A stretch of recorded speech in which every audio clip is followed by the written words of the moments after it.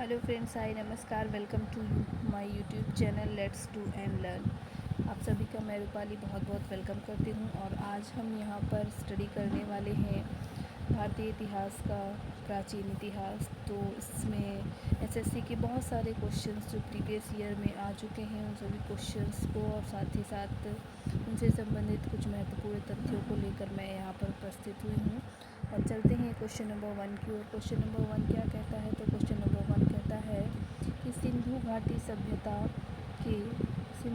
सभ्यता के शेरों की गलियां थीं। तो साथ संगे तो पहला ऑप्शन की ओर चलते हैं। पहला ऑप्शन है चौड़ी और सीधी, दूसरी है तंग और मैली, तीसरी है फिसलन वाली और चौथी है तंग और टेढ़ी। सिंधु घाटी सभ्यता के शहरों की जो गलियां थी वो कैसी थी? यहाँ पर शेरों नहीं होगा बल्कि शहरों होगा। शहरों की जो गलियां थी वो कैसी थी? 4 ऑप्शंस हैं। इन 4 ऑप्शंस में से जो सही उत्तर है वो है हमारा ऑप्शन नंबर 1, यानी चौड़ी और सीधी गलियां थी। सिंधु सभ्यता की बात करें तो सिंधु सभ्यता की जो गलियां थी, यानी जो रोड थे, वहाँ पर वो चौड़ी और बिल्कुल सीधी होती थी, जो एक दूसरे को 90 डिग्री पर इंटरसेक्ट करती थी, यानी काटती थी। आइए चलते हैं इससे महत्वपूर्ण तथ्य को यहाँ पर देखते हैं। तो सिंधु घाटी सभ्यता में शहरों की गलियाँ चौड़ी और सीधी होती थी।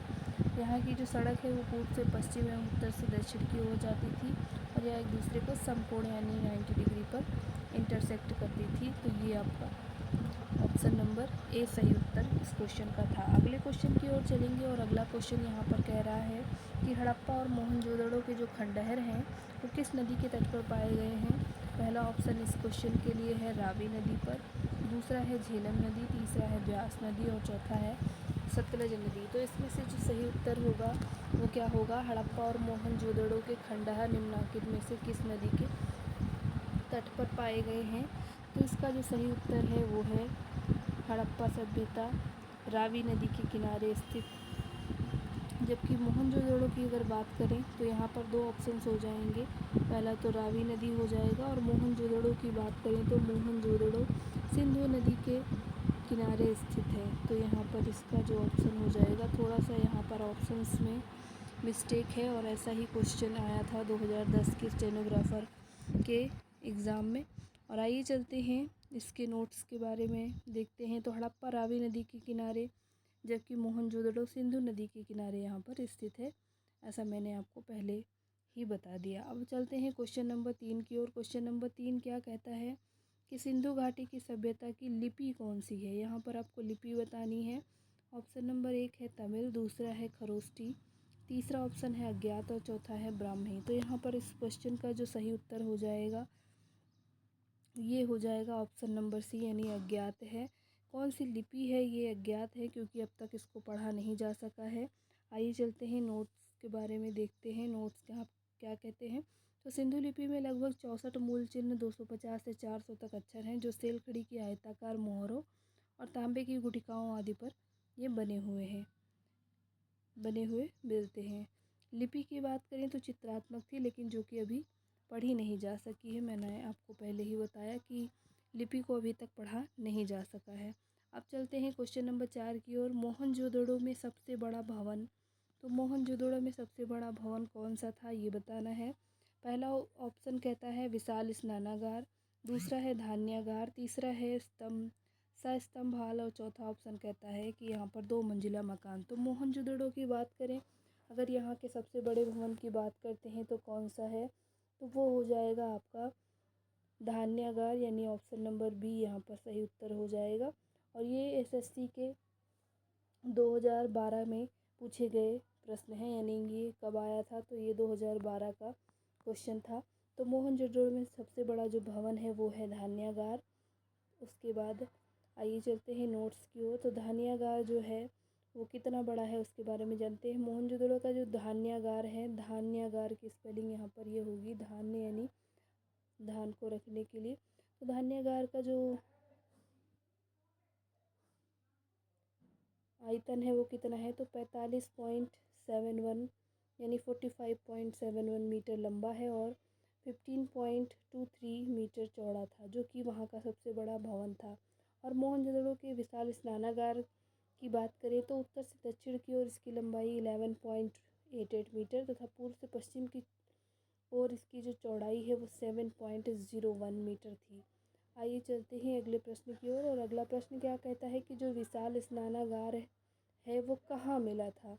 यानी कि क्वेश्चन पूछ रहा है विशाल स्नानागार कहाँ मिला था, और ये क्वेश्चन आया था 2015 के एसएससी के एग्ज़ाम में। अब चलते हैं ऑप्शंस की ओर। ऑप्शन कहता है हड़प्पा सभ्यता, दूसरा है लोथल, तीसरा है चनहुदड़ो में और चौथा है मोहनजोदड़ो में। तो इन चार ऑप्शंस में से जो सही उत्तर होगा इस क्वेश्चन के लिए वो हो जाएगा मोहनजोदड़ो। मोहनजोदड़ो में क्या मिला था, तो विशाल स्नानागार प्राप्त हुआ था। अब चलते हैं क्वेश्चन नंबर 6 की ओर। और क्वेश्चन नंबर 6 क्या कहता है, ये कहता है कि सिंधु घाटी के लोगों की एक महत्वपूर्ण रचना निम्नलिखित में से किसकी मूर्ति है। यानी जो महत्वपूर्ण रचना है उसमें से एक मूर्ति है, और मूर्ति में से वो मूर्ति किसकी है। चार ऑप्शंस हैं, और ये क्वेश्चन 2006 में पूछा गया था एसएससी के एग्ज़ाम में। पहला ऑप्शन है नटराज, दूसरा है नृत्य करती हुई बालिका, तीसरा है बुद्ध और चौथा है नरसिम्हा की। तो यहाँ जो प्राप्त हुआ था सिंधु घाटी सभ्यता का, तो ये हुआ था नृत्य करती हुई बालिका, यानी कि ऑप्शन नंबर बी यहाँ पर सही उत्तर हो जाएगा। और यह मोहनजोदड़ो से प्राप्त हुई थी।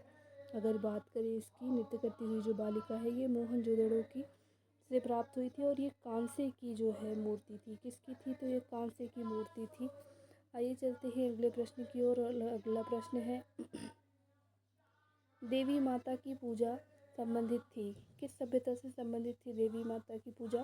पहला ऑप्शन है आर्य सभ्यता के साथ, दूसरा ऑप्शन है भूमध्य सागरीय सभ्यता के साथ, तीसरा है सिंधु घाटी सभ्यता और चौथा है उत्तर वैदिक सभ्यता के साथ। तो किसके साथ संबंधित थी, ये आपका जो क्वेश्चन है ये एसएससी 2011 में पूछा गया प्रश्न है। यानी ये जो क्वेश्चंस है वो प्रीवियस ईयर आए हुए क्वेश्चंस की ही सीरीज़ है, और इसका जो सही उत्तर हो जाएगा वो हो जाएगा सिंधु घाटी सभ्यता के लोग देवी की पूजा करते थे। आइए चलते हैं, देवी को मातृदेवी भी कहा जाता था, और इसके बारे में कुछ और महत्वपूर्ण तथ्य जान लेते हैं। तो देवी माता या फिर मातृदेवी जो है उनकी पूजा सिंधु घाटी सभ्यता में की जाती थी, और ये यहाँ का क्या है, एक विशेष लक्षण है इसका।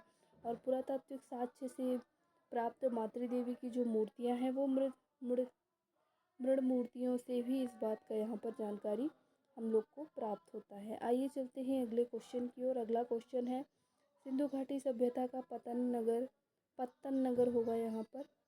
पत्तन नगर बंदरगाह कौन था, पत्तन नगर बंदरगाह कौन था। पहला ऑप्शन इस क्वेश्चन के लिए कालीबंगा, दूसरा है लोथल, तीसरा है रोपड़, चौथा है मोहनजोदड़ो।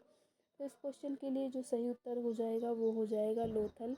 यानी सिंधु घाटी सभ्यता का जो पत्तन नगर का प्रमुख बंदरगाह है वो क्या है, तो लोथल है। आइए चलते हैं, कुछ इम्पोर्टेंट चीज़ें जान लेते हैं। तो लोथल अहमदाबाद के ज़िले में सरगवल नामक एक गांव के समीप यहाँ पर है, और वर्ष 55 से लेकर 62 के मध्य यहाँ पर SR राव के निर्देशन में खुदाई की गई, जहाँ पर 2 मील के घेरे में बसे हुए एक नगर के अवशेष यहाँ पर प्राप्त हुए हैं। 6 खंडों में विभक्त था। यहाँ ऊंचे चबूतरे, रक्षा प्राचीर, सड़क, मकान के अवशेष मिले हैं। यहाँ की सबसे महत्वपूर्ण उपलब्धि पक्की ईंटों का बना हुआ विशाल आकार का एक घेरा है, जिसे राव महोदय ने जहाज की गोदी बताया। क्या बताया, तो यहाँ पर इन्होंने इसको जहाज की गोदी बताया है। और इस प्रकार लोथल एक पत्तन नगर था जो भुगवा नदी के किनारे स्थित था। लोथल में 2 भिन्न भिन्न टीले नहीं मिलते, बल्कि पूरी की पूरी एक बस्ती एक ही दीवार से घिरी हुई है। आइए चलते हैं अगले क्वेश्चन की ओर।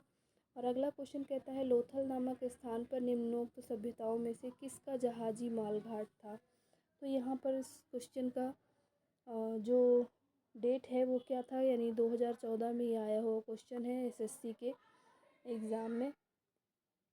10+2 एग्ज़ाम जो एसएससी का हुआ था उसमें 2014 में पूछा गया क्वेश्चन है। लोथल नामक स्थान पर निम्नोक्त में से कौन सी सभ्यता का जहाजी मालघाट था। तो इस क्वेश्चन के लिए आइए ऑप्शंस की ओर चलते हैं। ऑप्शन कहता है कि सिंधु घाटी, दूसरा है मेसोपोटामिया, तीसरा है मिस्र और चौथा है फारसी। तो यहाँ पर जो सही उत्तर हो जाएगा इस क्वेश्चन के लिए वो हो जाएगा सिंधु घाटी, यानी लोथल नामक स्थान पर जो यहाँ पर सभ्यता थी वो जहाँ जहाजी मालघाट है तो वो सिंधु घाटी हो जाएगा। अगला क्वेश्चन चलते हैं जो कि आज के इस प्रैक्टिस सेट का अंतिम क्वेश्चन है और ये क्वेश्चन कहता है कि सिंधु अर्थव्यवस्था की ताकत थी। सिंधु सभ्यता की जो अर्थव्यवस्था है उसकी ताकत क्या थी ये पूछा जा रहा है। 4 ऑप्शन है, कृषि है, व्यापार है, चाक पर बनाए गए मिट्टी के बर्तन या फिर बढ़ईगिरी। और ये क्वेश्चन 2014 में पूछा गया है और जानते हैं इसका सही उत्तर। तो इसका जो सही उत्तर हो जाएगा वो हो जाएगा ऑप्शन नंबर 1 यानी कृषि, एग्रीकल्चर यहाँ पर सही उत्तर हो जाएगा। ये थोड़ा सा इम्पोर्टेंट जान लेते हैं। तो सिंधु सभ्यता के लोगों का आर्थिक जो आधार कृषि था, कृषि एवं पशुपालन था। सिंधु सभ्यता के लोग ने ही सर्वप्रथम यहाँ पर कपास की खेती की और इनके अलावा ये गेहूँ, जौ, चावल भी उत्पादित करते थे। और यहाँ पर गाय, भैंस, हाथी, ऊँट, भेड़, बकरी, सुअर, कुत्ता आदि भी ये पालने लगे थे। और इन बात करें तो इन घोड़े की, तो घोड़े की जानकारी इनको नहीं थी। ये लोग व्यापार और शिल्प निर्माण उद्योग में भी प्रवीण थे। तो ये था आज का प्रैक्टिस सेट जो कि एसएससी के एग्ज़ाम में आए हुए महत्वपूर्ण प्रश्नों की सीरीज़ थी जो कि प्राचीन इतिहास से क्वेश्चंस पूछे गए हैं उनके बारे में। तो उम्मीद करती हूँ वीडियो पसंद आई होगी। ऐसी ही जानकारी भरी वीडियोज़ के लिए हमारे साथ बने रहिए। Thank you for watching. नमस्कार, जय हिंद।